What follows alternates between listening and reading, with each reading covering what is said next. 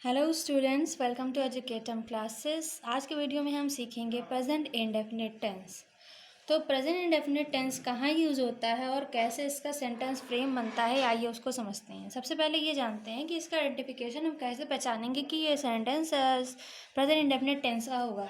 तो हमें ये देखना होगा कि कोई हैबिट, कोई कस्टम, कोई प्रैक्टिस, कोई जनरल ट्रुथ एट्सेट्रा है, तो ये क्या होगा, प्रेजेंट इंडेफिनिट टेंस में यूज़ होगा। जैसे कोई हैबिट है, कोई इंसान जैसे झूठ बोलता है, तो ये जो है उसकी आदत है, हैबिट है, तो ये सेंटेंस जब बनेगा तो ये प्रेजेंट इंडेफिनिट टेंस में बनेगा। कोई कस्टम, कोई प्रथा है, हमारे यहाँ ऐसा होता है, जो कोई प्रथा है उसमें भी यही हो। कोई प्रैक्टिस है, कोई जनरल ट्रुथ है, जनरल ट्रुथ जैसे सूर्य पूर्व से उगता है, तो ये होता है, इसीलिए प्रेजेंट इंडेफिनिट टेंस में होगा। तो इसकी पहचान अगर हिंदी के सेंटेंस में करें तो अगर हम ये देखें कि लास्ट में अक्सर करके ता है आता है, वैसे सेंटेंस जो है प्रेजेंट इंडेफिनिट टेंस हैं। लेकिन ऐसा बिल्कुल भी नहीं है कि हो भी सकता है कुछ ऐसे सेंटेंस हो जिसमें ता है ना हो, लेकिन वो काम होता है। और इसमें हम ये देखेंगे, यहाँ पे हमें 3 प्रकार के, सबसे पहले अफर्मेटिव सेंटेंस समझना शुरू करेंगे कि अफर्मेटिव सेंटेंसेस क्या होते हैं। अफर्मेटिव सेंटेंस होते हैं सकारात्मक वाक्य। अब हमने ये समझ लिया कि जो प्रेजेंट इंडेफिनिट टेंस है वो कहाँ कहाँ यूज़ होते हैं। अब इसका यूज़ कैसे करते हैं वो चलिए समझते हैं। तो इसका सेंटेंस फ्रेम जो होता है वो कुछ इस प्रकार का होता है। इसमें लिखते हैं सब्जेक्ट प्लस, सब्जेक्ट के बाद आती है मेन वर्ब, और मेन वर्ब की भी फर्स्ट फॉर्म आती है। उसके बाद इसमें एस या फिर ई एस आता है, और उसके बाद जो बचता है वो ऑब्जेक्ट आता है। क्या क्या आता है, सब्जेक्ट आता है, मेन वर्ब की फर्स्ट फॉर्म आती है, उसके साथ एस या फिर ई एस आता है, और ऑब्जेक्ट आता है। अब ये कैसे पहचानेंगे कि एस या ई एस किसके साथ आता है, तो ये समझते हैं कि जो ही, शी, इट या फिर कोई भी सिंगुलर पर्सन होगा, सिंगुलर पर्सन का नाम होगा या फिर नेम, किसके साथ, ही, शी, इट या फिर कोई भी सिंगुलर पर्सन है, उसमें एस या फिर ई एस आएगा।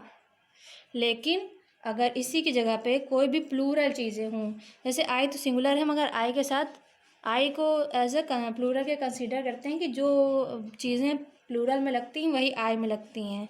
जैसे आई के साथ हैव लगता है जो कि प्लूरल चीज़ों के साथ लगता है, तो आई, वी, यू, दे, और इसके साथ ही कोई भी प्लूरल हो, प्लूरल नाउन हो, तो इसमें एस या एस नहीं लगता है। तो क्या समझे कि जब पहले इसका सेंटेंस फ्रेम समझ लेते हैं कि ये जो है subject plus verb, main verb की फर्स्ट फॉर्म प्लस एस या एस और ऑब्जेक्ट। इसको आप कोई कॉपी आप बना सकते हैं रेगुलरली, मैं इसका क्लास लूँगी तो आप उसको इसमें नोट कर सकते हैं। तो उसमें ये sentence frame, subject plus main verb की फर्स्ट फॉर्म, वर्ब वही जो आप काम कर रहे हैं क्रिया, उसके साथ एस या एस, उसके साथ ऑब्जेक्ट। अब एस या एस कहाँ लगेगा, जब ही, शी, इट या फिर कोई भी सिंगुलर पर्सन होगा उसके साथ एस या एस लगेगा। मगर जहाँ कहीं भी सब्जेक्ट में आई, वी, यू, दे होगा वहाँ पे, या फिर कोई प्लूरल होगा तो वहाँ पे एस या एस नहीं लगेगा। तो चलिए एक सेंटेंस शुरू करते हैं। जैसे अगर हम कहें कि मैं हॉकी खेलता हूँ, इसको हिंदी में एक बार लिख करके बता देते हैं। जैसे हम लिखे मैं हॉकी खेलता हूँ।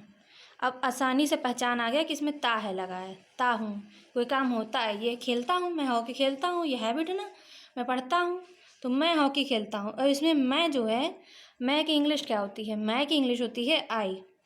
ठीक, अब आई सब्जेक्ट, सबसे पहले सब्जेक्ट लिख दिया आई। अब यहाँ मेन वर्ब क्या है, खेलना, खेलना की इंग्लिश क्या होती है, प्ले, प्ले हो गया। अब यहाँ पे देखेंगे S E I S, S E I S लगेगा कि नहीं लगेगा, इससे देखेंगे।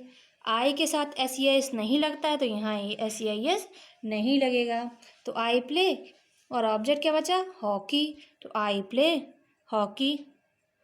तो ये इस प्रकार के सेंटेंस बन जाएगा। अब एक और दूसरा सेंटेंस देखते हैं। जैसे अगर हम कहें कि अच्छे लड़के सच बोलते हैं, अच्छे लड़के सच बोलते हैं। अब अच्छे लड़के, सब्जेक्ट क्या है? अच्छे लड़के। तो अच्छे लड़के का ट्रांसलेशन इंग्लिश में करेंगे तो क्या हो जाएगा? Good boys. Good boys.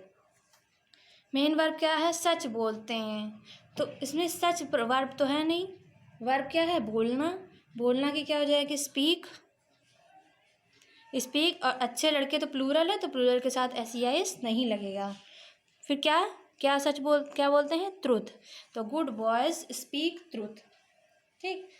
अब मान लीजिए एक सेंटेंस है, सूर्य पूर्व से निकलता है। सूर्य पूर्व में निकलता है।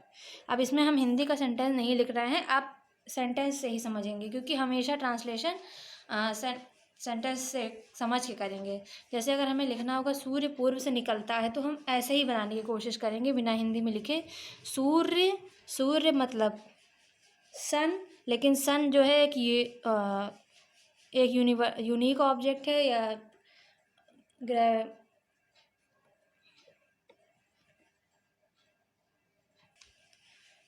सन एक यूनिक ऑब्जेक्ट है, इसलिए सन के आगे दा लगेगा। तो द सन, सूर्य पूर्व से निकलता है या पूर्व में निकलता है। तो उसमें वर्ब क्या है? पहले मेन वर्ब देखेंगे, निकलना। तो निकलना मेन वर्ब की क्या हो जाएगी? राइज। लेकिन सन जो है वो सिंगुलर है, देखिए, तो सिंगुलर के साथ SEIS लगेगा। तो सन राइजेज।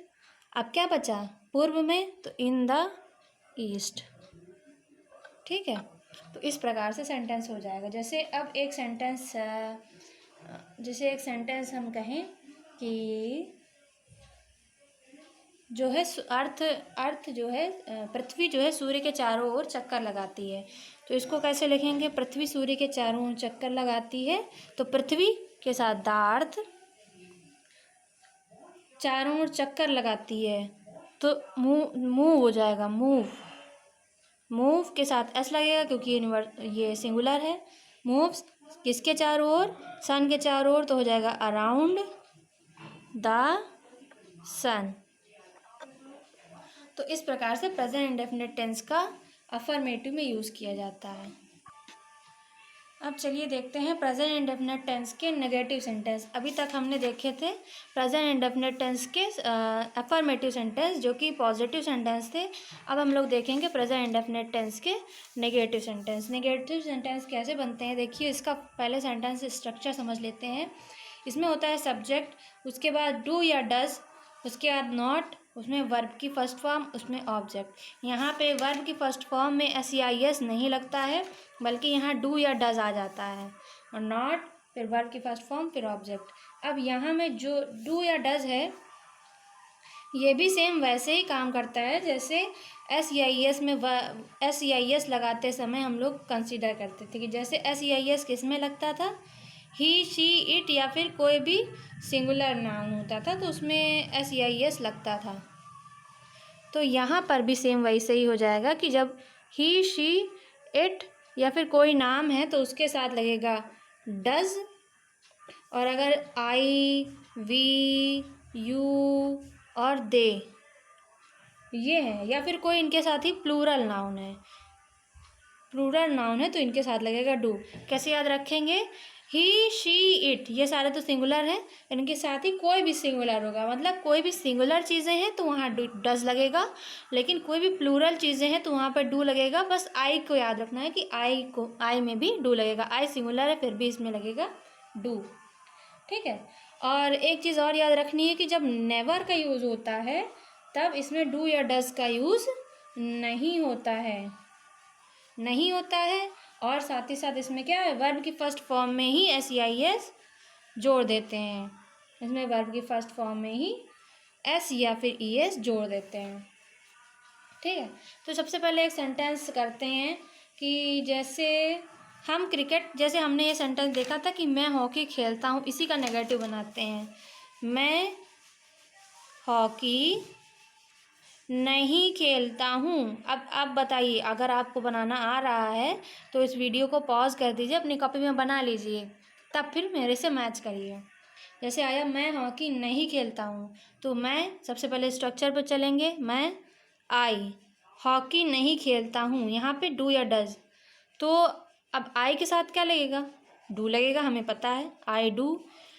अब not, I do not, verb की फर्स्ट फॉर्म, खेलने की इंग्लिश प्ले। अब क्या बचा, hockey, I do not play hockey.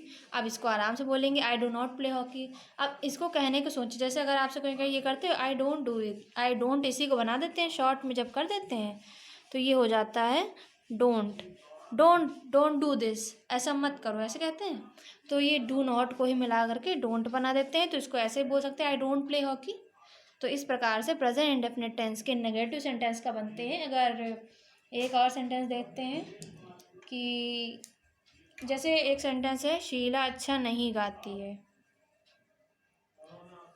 Sheila अच्छा नहीं गाती है। तो ये सेंटेंस आपको करना है। कैसे करेंगे, सबसे पहले सब्जेक्ट क्या हो जाएगा, शीला। अच्छा नहीं, अब यहाँ पे देखेंगे डू आएगा या डज आएगा। शीला क्या है, सिंगुलर है या प्लूरल है, तो शीला है सिंगुलर, तो अब ही शी नेम सिंगुलर में क्या लगता है, डज, तो यहाँ लग जाएगा डज। शीला डज नहीं गाती है, तो नॉट। अब वर्ब की first form sing, Sheela does not sing, अच्छा नहीं गाती है मतलब वेल, तो Sheela does not sing well. तो इस तरह से सेंटेंस बन जाएगा। जैसे अगर एक और बना दे कि मुकेश कभी झूठ नहीं बोलता है, एक सेंटेंस बना दे, मुकेश कभी झूठ नहीं बोलता है, मुकेश कभी झूठ नहीं बोलता है, तो इसको कैसे बोलेंगे। अब ये कभी झूठ नहीं बोलता मतलब नेवर आ गया ना, तो इसमें नेवर में मैंने बताया कि नेवर में डू या डज का यूज़ नहीं होता है, बल्कि इसमें वर्ब के फर्स्ट फॉर्म के साथ ही एस या एस को लगा देते हैं। तो इसका सेंटेंस कैसे बनेगा, इसका ऐसे बनेगा कि मुकेश, अब इसमें क्या है, डू या डज नहीं होगा, इस नॉट की जगह क्या आ जाएगा, नेवर झूठ नहीं बोलता है, नेवर टेल। अब इसमें एस या एस लग जाएगा, नेवर टेल्स क्या नहीं बोलता, झूठ की हो जाएगी लाई।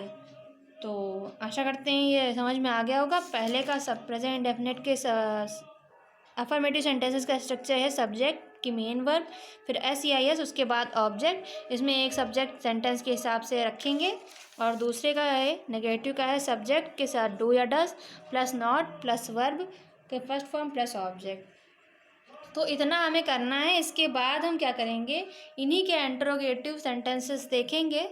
तो तब तक इनकी आपको प्रैक्टिस करनी है। अगले वीडियो में हम इनके इंट्रोगेटिव और उसके बाद दूसरे टेंसेस को लेकर के चलेंगे। इसकी आप एक कॉपी बना लीजिएगा, तो आप लोगों को डे बाय डे करते चले जाएंगे तो आसानी से समझ में आएगा। और इनको ज़्यादा से ज़्यादा सेंटेंसेस करने की कोशिश कीजिए। इंटरनेट से देखिए कि बहुत सारे सेंटेंस होंगे, तो अपने आप से करने की कोशिश करिए।